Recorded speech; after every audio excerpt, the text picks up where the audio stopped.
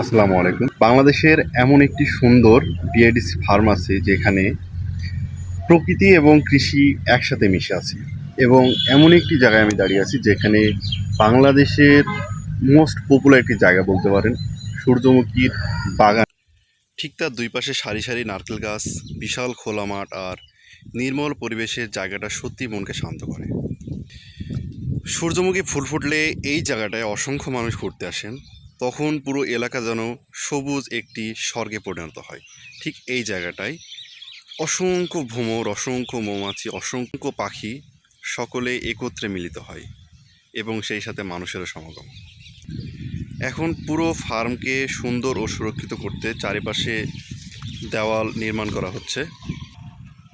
এই সুন্দর শান্ত পরিবেশের ফার্ম বাংলাদেশের কোনো এক অঞ্চল, কোনো এক কোণে অবস্থিত।